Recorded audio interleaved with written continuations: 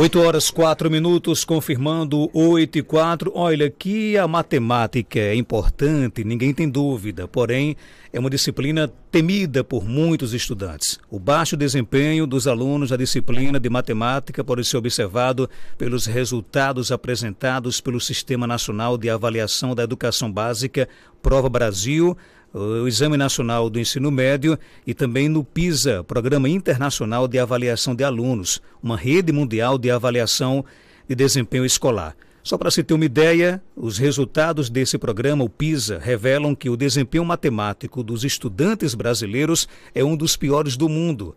A falta de investimentos, formação deficitária dos professores e condições de trabalho inadequadas estão entre os fatores que contribuem para esse quadro preocupante. Com o objetivo de propiciar aos licenciandos, professores, gestores e pesquisadores um espaço para debater sobre esse cenário tão preocupante do ensino e aprendizagem de matemática, que a professora Etienne Lautenschläger, acertei hoje, né, professora? Tá vendo aí, ó? Resolveu propor a realização do primeiro Encontro Nacional de Neurociência Cognitiva e Educação Matemática, que ocorrerá entre os dias 8 e 10 de setembro na UFRN Ceres, no formato híbrido e com várias atividades presenciais. Esse evento já tem mais de 300 inscritos de vários estados brasileiros e conta com financiamento da Coordenação de Aperfeiçoamento de Pessoal de Nível Superior, que é uma fundação vinculada ao Ministério da Educação do Brasil. Para falar um pouco mais sobre esse evento e sobre o encontro, temos aqui a presença da professora Etienne e do professor Miguel Ribeiro, que é um dos palestrantes, evento que vai reunir aí palestrantes com atuações aí, com destaque, com referência, com trabalhos aí conhecidos em todo o mundo. Professora, seja bem-vinda aqui ao nosso Panorama 95, bom dia. Bom dia, Marcos, bom dia a todos os ouvintes. Como é que está aí a expectativa, né, para esse evento importante que irá acontecer aqui em Caicó? A expectativa é alta, né? A gente pode perceber que são inúmeras, né, as dificuldades para se fazer um evento. Logo de manhã, né, eu estava ouvindo aqui uma outra convidada falando sobre as dificuldades, né, com relação a deslocamento, trazer as pessoas, inclusive a gente que está trazendo pessoas palestrantes, né, até fora do país, internacionalmente reconhecidos. Então, realmente, pela questão da distância, é muito difícil mesmo, mas a gente está tentando, né? A neurociência cognitiva e a educação matemática parecem áreas distintas, mas qual seria as relações entre essas duas áreas? Pois embora pareça, né, áreas distintas, mas as duas se preocupam com a aprendizagem. Neurociência cognitiva, ela está preocupada de como é que o cérebro aprende. E a educação matemática, como é, né, ou como melhorar a aprendizagem dos alunos em matemática. Então, a gente acredita que é hora de unir essas duas áreas de conhecimento para que a gente possa melhorar esse cenário que você acabou de descrever aí no início. Que é preocupante, inclusive, né? Muito. Agora, quais são as atividades que estão previstas nesse evento? Bom, a gente tem inúmeras palestras, né? Falando sobre tanto neurociência cognitiva como também com relação à matemática. Inclusive, o tema do nosso evento é Todos Podem Aprender Matemática, porque a gente tem evidências científicas que sim, né? Todos podem aprender, embora alguns acreditem que a matemática é dom de cada um, né? Assim, agora, é uma coisa... Todos podem aprender matemática. Agora, é fácil gostar de matemática? É fácil quando se conhece, né? O problema é que a gente tem, o professor até vai comentar mais depois, a gente tem problemas, né? Os professores acham que tem um conhecimento aí que não é tão bem elaborado, aí acaba surgindo essas barreiras, esses obstáculos. E quais são os resultados que vocês esperam alcançar com esse encontro? Bom, um deles é dar visibilidade para Caicó, né? E eu acho que isso a gente está conseguindo, porque como a gente registra participação de inúmeras pessoas que estão vindo de fora, pessoas que nunca nem ouviram falar em Caicó, e também melhorar a questão da educação, né? Do ensino e aprendizagem e formação de professores da região, para que esses alunos também que estão em formação, os futuros professores, também possam ter contato com pesquisadores, né, internacionalmente reconhecidos, e não só com os pesquisadores locais. Antes de passar aqui para o professor, como é que está a questão das inscrições? Tem vagas ainda disponíveis? Ainda tem, embora a gente já passe dos 300 inscritos, né? E até eu quero aproveitar a oportunidade para agradecer o secretário municipal da Educação, que fez uma parceria com a gente, dispensando 60 professores para participar conosco. Então, isso é muito legal, essas parcerias. Que ótimo. Deixa eu trazer aqui o professor Miguel, porque esse evento está trazendo o professor Miguel Ribeiro, que agora está ao vivo aqui nos estúdios, e ele é professor da Unicamp, em Campinas, São Paulo. O professor Miguel é graduado em licenciatura em matemática pela Universidade de Beira Interior, Portugal, realizou mestrado em matemática pela Universidade de Coimbra, mestrado em didática da matemática pela Universidade de Huelva, na Espanha, e doutorado em didática de matemática também pela Universidade de Huelva. Passou como pesquisador visitante pelas universidades de Reino Unido, Estados Unidos, Barcelona, Itália, Chile, México, Noruega. Chega, cansei, viu? E agora está aqui na cidade de Caicó. Rapaz, o cara é renomado, viu? É um convidado internacional hoje aqui no nosso Panorama 95. Professor Miguel, seja bem-vindo aqui a Caicó. Bom dia. Bom dia, Marcos. Obrigado pelo convite. Bom dia, Tiana, e bom dia a todos que nos ouvem. É essa experiência internacional e agora em Caicó, também na perspectiva que a Tiana comentou, para dar visibilidade ao trabalho que se tem vindo a fazer aqui, que a Tiana tão bem tem iniciado e reforçado a formação de professores, e que, como a Etienne também comentou, que o secretário de Educação, que nós tivemos reunidos ontem, faz algo que não é muito normal ainda ser feito no contexto brasileiro, que é efetivamente envolver os professores e dispensar os professores para trabalhar e para participarem destes eventos, que é algo que, para mim, que tem essa experiência internacional de trabalhar em diferentes lugares, em diferentes universidades e países, acaba por ser normal lá fora e tem que passar a ser normal cá dentro, para que nós consigamos efetivamente melhorar a prática, a formação e os resultados dos alunos, que é o essencial do trabalho que nós fazemos. Professor, a gente sempre escuta muito que a matemática é chata, é difícil, né? Que leitura você faz do atual ensino da matemática na educação básica brasileira? E realmente a matemática é chata? É. Eu sei que não era a resposta que estavam à espera. A matemática é chata para quem não entende. E portanto é chata e é difícil. Se eu não entendo, se a matemática é ensinada, continuar a ser ensinada da forma que nós aprendemos, que é a partir da regra. Portanto, o que nós temos que fazer é trabalhar para que os alunos possam deixar de ver a matemática como esse bicho de 7 cabeças, passando a entender o que fazem. Mas para que os alunos possam entender, nós, professores, temos também que entender. Temos que fazer diferente daquilo que fizeram connosco, que deixar de focar na regra e passar a focar no entendimento. Porque isso vai melhorar, o Marco comentaste há pouco a questão do PISA, vai melhorar certamente os resultados no PISA, porque nós ensinamos da melhor forma que sabemos, mas a melhor forma que nós sabemos não é necessariamente a melhor forma de ensinar matemática, que os últimos resultados de pesquisa mostram que tem potencialidades para fazer essa mudança, como a Etienne sempre comenta, essa revolução na educação e na formação de professores. Então é possível ensinar matemática de forma mais fácil, de forma menos traumática? É. Portanto, esse é o movimento que nós estamos a fazer. Portanto, nós temos que passar dessa matemática chata e difícil para uma matemática que pode continuar a ser chata, porque há momentos, nem tudo na vida é emocionante, portanto, mas a matemática pode e tem que ser entendida como algo que, quando nós compreendemos, efetivamente é fácil de fazer, mas temos que garantir que aquilo que nós dizemos no momento, pensemos na educação infantil, tem que continuar a ser válido nos anos iniciais e tem que continuar a ser válido nos anos finais. E nós não aprendemos a matemática dessa forma. Portanto, nós aprendemos as coisas muito compartimentadas. E por isso a dificuldade, efetivamente, de mudar a nossa prática enquanto professores e de mudar a nossa prática enquanto formadores de professores, que também é importante focar nesse ponto, porque nós dizemos a culpa é sempre dos outros, mas a culpa também é nossa, porque nós somos o outro de alguém. E, portanto, efetivamente, tem sido chata e difícil, mas pode passar a ser emocionante e matematicamente correta, que esse também é um ponto importante a discutir. Que matemática é essa que nós ensinamos aos alunos? Que matemática é essa que nós trabalhamos?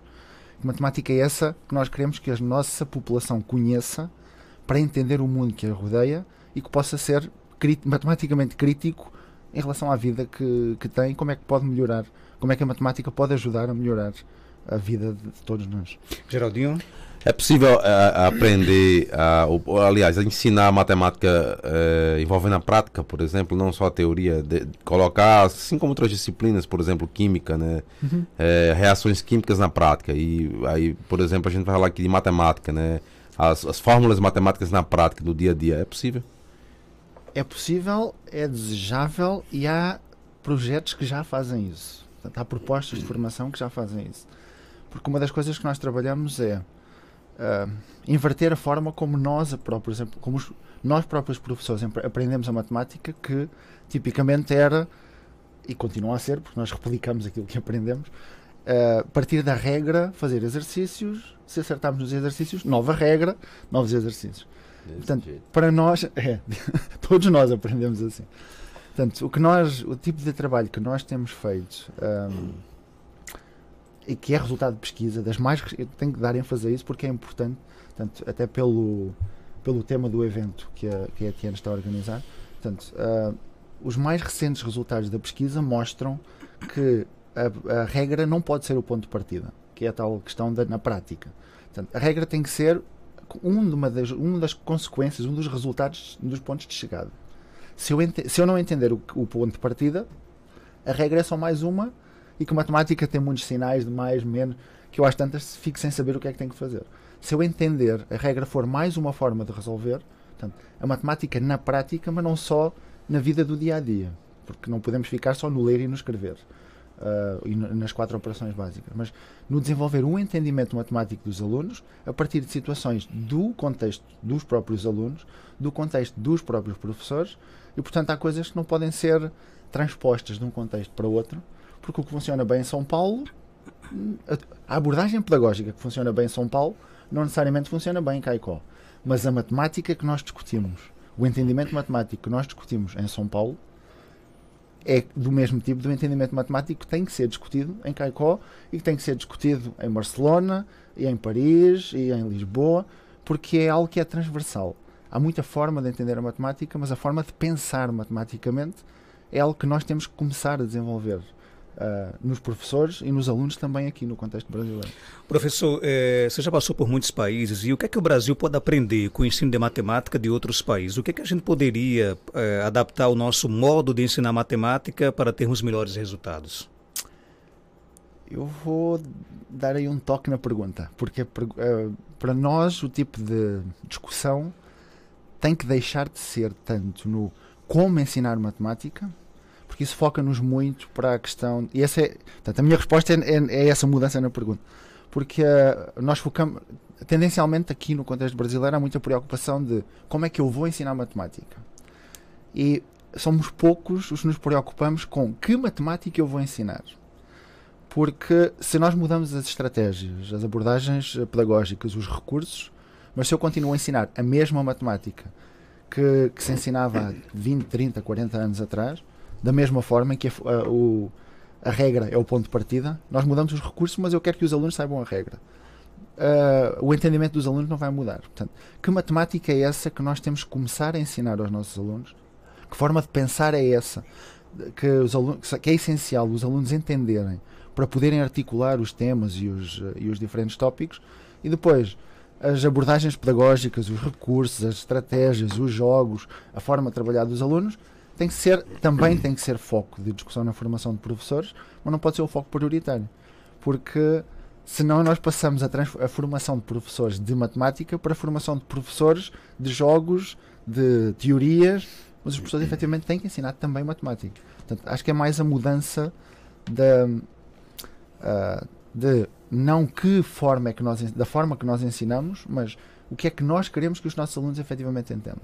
Que matemática é essa que nós queremos que os nossos alunos e as nossas crianças desde a educação infantil passem a entender, porque depois a forma como é ensinado vai ter que ser, tem que ser alterada, porque os recursos que nós tínhamos há 10 anos atrás, até agora infelizmente pela pandemia, mudaram substancialmente. Portanto, os recursos que nós tínhamos há 10 anos atrás são bastante diferentes dos recursos que nós temos hoje.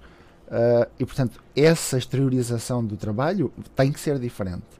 Mas o que tem que ser essencialmente diferente é a matemática que se discute atualmente, que não pode ser a mesma forma de discutir que acontecia há 3, 5, 10 anos atrás. A pandemia ela trouxe um prejuízo nessa questão do entendimento e do prazer de aprender matemática? Eu acho que para a população a pandemia trouxe uma tomada de consciência de como as coisas estavam más. Porque nós agora falamos em defasagem dos alunos e culpamos a pandemia. Mas a defasagem dos alunos não é só culpa da pandemia. Claro que a pandemia mostrou um problema de acesso à informação, de acesso aos recursos, mas deu ênfase a muitas das coisas que já aconteciam no contexto da educação brasileira e que, como o Marco comentaste no início, a questão do PISA, os resultados do PISA não refletem, os maus resultados do PISA, que saíram recentemente, não refletem o efeito da pandemia. Portanto, se a posição do Brasil no PISA já era má antes da pandemia, vamos ver agora, depois da pandemia, o que é que vai acontecer, porque as desigualdades sociais, tanto no Brasil quanto comparado com o resto do mundo, foram bastante mais acentuadas. Para que eu vim ter uma ideia, você fala muito nessa questão do PISA, que é uma referência mundial, né? E a nota geral do Brasil está entre as mais baixas do mundo. Em 2018, a pesquisa analisou 79 países. O Brasil ocupava a posição de número 72 no ranking mundial de desempenho em matemática. Como é que a gente consegue mudar essa situação do nosso Brasil diante de uma referência mundial que é o PISA? Já me fizeram várias vezes essa pergunta. E a minha resposta tendencialmente é: nós temos que ter, para nós mudarmos os resultados dos alunos, temos que mudar a formação de professores. E para mudar a formação de professores, pode parecer estranho o que eu vou dizer, mas temos que passar a fazer formação de professores para formar professores. Se eu quero melhorar os resultados dos alunos a matemática, o foco prioritário não pode ser melhorar esses resultados, tem que ser trabalhar com os alunos para os alunos entenderem a matemática, em que a melhoria dos resultados é consequência desse trabalho.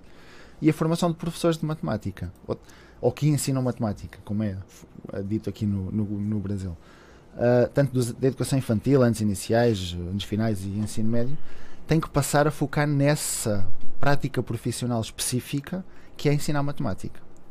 Porque se nós fazemos formação de cardiologistas, nós não vamos, portanto, formação específica para médico de cardiologista, eu não vou, numa formação, fazer a discussão de como pegar no bisturi, como ir vestido, como estar numa reunião. Portanto, nós vamos fazer a formação do médico para a prática específica desse, ou como retirar um dente, porque não é a prática do cardiologista. Portanto, na formação de professores, o foco tem que mudar.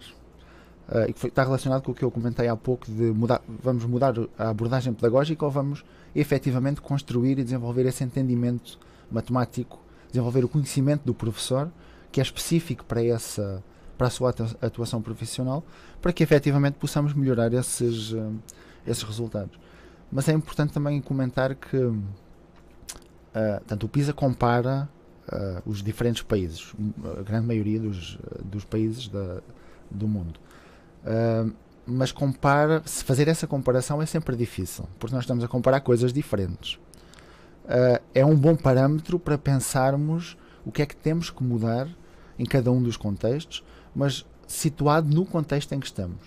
Portanto, não podemos pensar em vamos pegar no algo que ocorre de forma muito boa na Finlândia, que houve uma época que era essa a tendência, pegar no que há na Finlândia e trazer para o Brasil.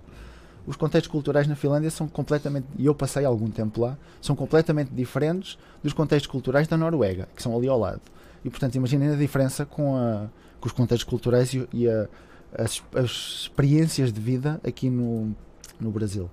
Mais recentemente, há a tendência de pegar no tipo de atividades que são feitas em Singapura e trazer para o contexto brasileiro. A mesma problemática surge. Funciona muito bem lá porque a estrutura da educação, as práticas culturais lá são adequadas àquele tipo de discussão. Nós podemos aprender com o que se faz lá e ver que matemática é que nós podemos discutir aqui usando aquelas ideias dos outros países que estão nos primeiros lugares, portanto, mas não copiar diretamente de um lugar para o outro, porque nós não podemos pensar que o que funciona necessariamente bem de um contexto vai funcionar de igual forma no outro. Partindo do princípio de que o professor, para ensinar matemática, tem que saber realmente de matemática, existem muitas aulas atualmente sendo dadas sem esse conhecimento, e qual é o prejuízo que para um aluno pode ter, não ter, por exemplo, uma aula com um professor que entende realmente de matemática? Essa é a pergunta de 1 milhão. Infelizmente existem muitas aulas sendo dadas de matemática, de português, de história, de geografia. Se o problema fosse só da matemática, era fácil de resolver. Se o problema fosse só do Brasil, também era relativamente fácil de resolver. A problemática do ensino e da aprendizagem matemática é internacional. Portanto, nós temos 78 países. Há maus resultados em muitos dos países, mesmo os que estão bem classificados, pensando no PISA, mesmo os que estão bem classificados têm lugares que não estão assim tão bem. Portanto, se os professores nós, professores de matemática, fazemos o melhor que sabemos com o conhecimento que temos, mas se o melhor que nós fazemos com o conhecimento que temos não é suficiente para que os alunos entendam efetivamente, nós temos que trabalhar na perspectiva de desenvolver o nosso conhecimento específico para a nossa prática profissional para fazer melhor ainda. Portanto, cada dia temos que ser melhores. Temos que possibilitar que os alunos entendam de forma melhor. E, portanto, todos nós podemos aprender matemática. Tanto os alunos quanto nós, professores. Para que nós possamos aprender matemática entendendo, para podermos depois então pensar como vamos fazer com os nossos alunos para que os alunos efetivamente entendam. Só para encerrar, como é que vai ser um pouco a sua palestra nesse evento desse próximo final de semana? Eu vou trazer algumas discussões que mostram que todos nós podemos aprender matemática, e vou pegar num exemplo que é problemático, um tópico que é problemático desde a educação infantil ao ensino médio, que são as frações. E o objetivo vai ser discutir algo que nós chamamos, que tem vindo a ser desenvolvido nos últimos 10 anos, que nós chamamos de conhecimento interpretativo. Portanto, nós professores e nós indivíduos da sociedade, para podermos avançar no nosso entendimento, nós temos que entender a perspectiva do outro.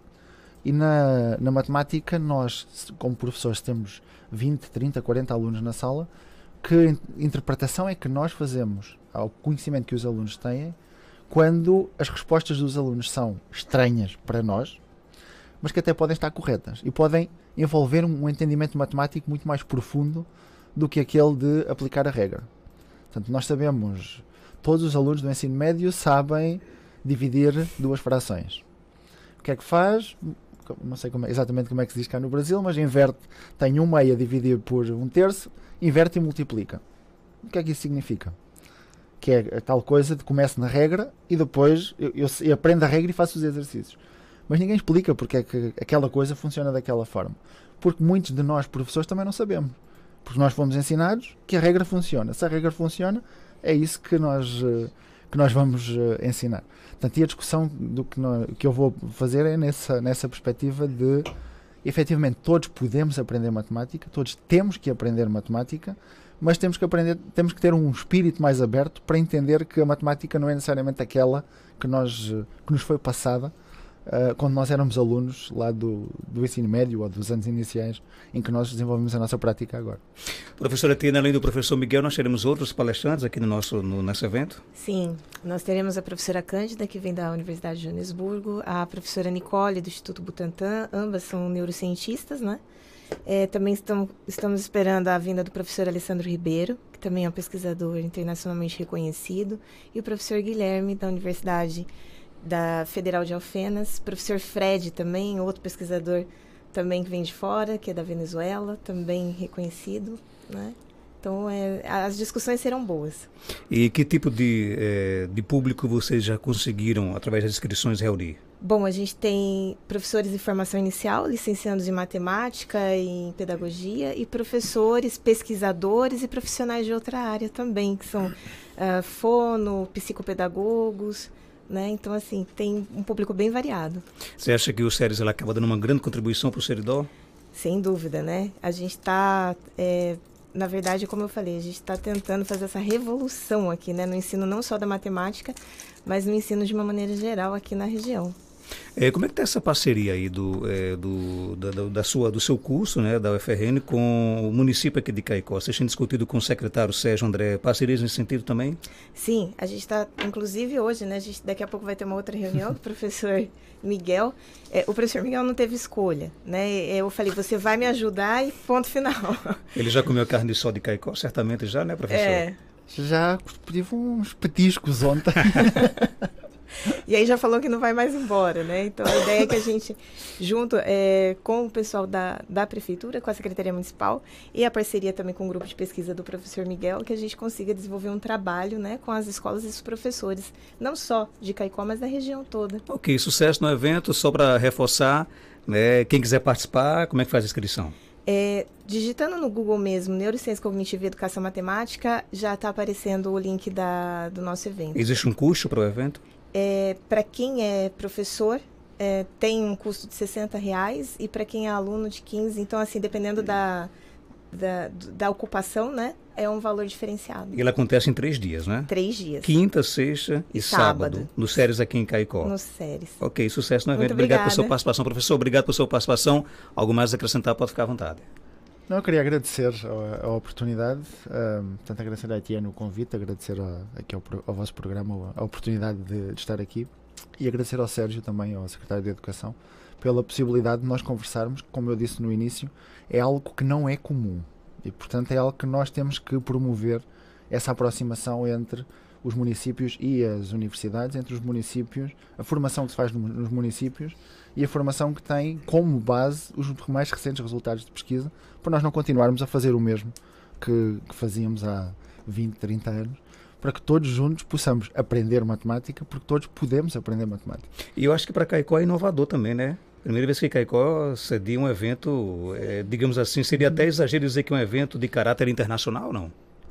Não, eu acho que é mesmo de caráter internacional. Eu estou no Brasil, mas há colegas que vêm de fora e que, portanto, e que têm um impacto, portanto, a forma como a Etienne organizou o encontro é algo que vai certamente ter um impacto grande, porque traz perspectivas diferentes de trabalho, mas que se articulam bastante bem e que, sendo aqui no interior, vai ter maior visibilidade até para a própria universidade e para as próprias mudanças nas práticas dos professores. Portanto, acho que vai ser algo essencial para que se continue a trabalhar na melhoria do ensino e da aprendizagem. Legal, 8h30, vamos ficando por aqui. Tenham todos uma ótima terça-feira.